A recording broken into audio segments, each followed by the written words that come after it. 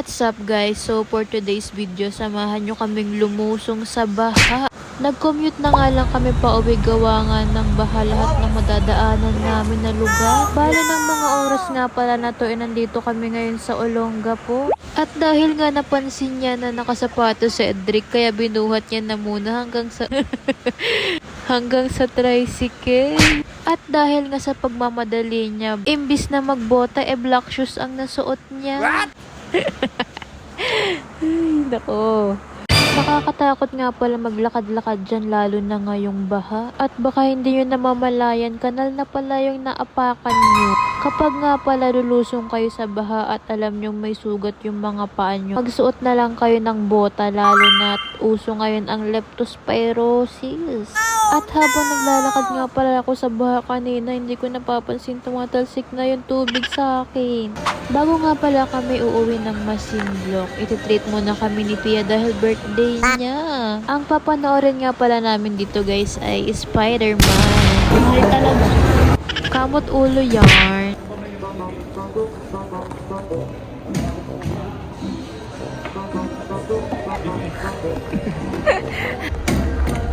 O sige, saan ba talaga, B?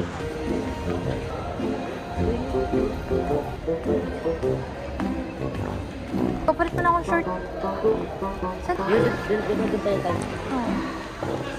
Buti na lang talaga meron siyang dalang extra na short.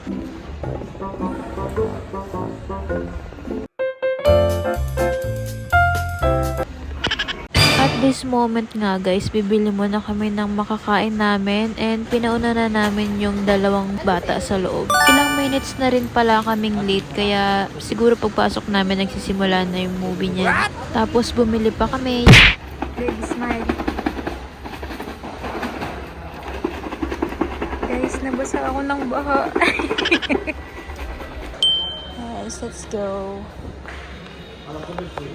Bale, fries and popcorn na lang pala yung binili namin dyan kasi meron naman silang dalang donut. And syempre kapag nasa loob na tayo, hindi naman pwedeng mag-video ng buo kaya pa ano-ano lang ganyan. Ang ganda talaga nitong Spider-Man lalo na dun sa may part na Charis. Syempre hindi tayo nag-i-spoil dito, no? At dahil nga tapos na ang movie, pauwi na kami niyan. Yung dalawang bata isuuwi na sa bahay, then kami naman isuuwi na sa Masinloc. Guys, tapos na yung Spider-Man. Magpipicture tayo ngayon. Wala naman akong tambay sa suit. What?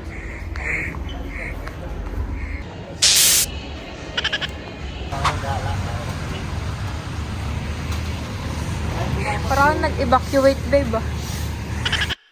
Bale, magko-commute nga pala kami neto guys. Kaya ganyan, ang dami namin dala. May dala kaming helmet, kung ano-ano.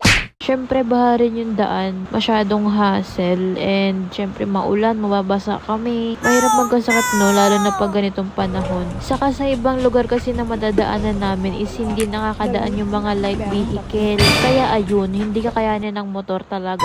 Bale, gusto niya nga pala umupo dyan sa may tatluhan. Dalawa lang naman kami, girl. Dito pa rin to sa Olonga po. And as you can see, umuulan pa rin. Fast forward guys, nandito na tayo ngayon sa may San Marcelino. And buti banda rito is wala na siyang ulan. And now, nandito na tayo sa San Antonio. And guys, talagang ang ganda dito talaga. Tuwing napapadaan ako dito, parang ganda niya tignan, ganun. Hindi ko ma-explain, pero ang ganda. Okay, San Felipe na tayo. Buti wala pa ring ulan. 6:22 PM na nga pala to ng gabi guys. And nandito na tayo ngayon sa may iba. And banda dito is ang lakas na ng ulan.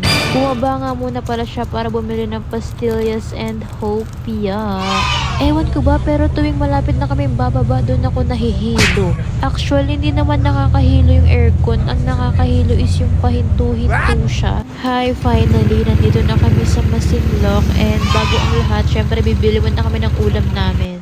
Bale, pupunta nga kami ng palengke niyan. Kaso nga lang pagdating namin ng palengke, sarado na ang lahat. Wala na nagtitinda ng ulam. Kaya naisip namin bumili na lang ng manok. Yung manok na luto, nabibili ng prito, ganun. Okay. Bale, hindi na nga pala ako makakapagluto yan kasi anong oras na rin. So, kung magluluto ako, antayin niya pa ako, edi pares na kami nagutom yan, girl. Hindi na nga pala ako nakapag-video nung nakabili kami. So, pauwi na kami niyan. And thank you for your time, guys, sa mga nanonood sa amin. Kahit ganito pa lang yung umpisa ng pagbablog namin. Pero huwag kayong mag-alala, habang tumatagal, maayos din namin to. Magagamay din namin ang pagbablog. And kung paano ang tamang pag-video, hindi katulad nito, ang gulo-gulo, ang dilim-dilim, napakalabo pa, oh my goodness. Thank you for watching!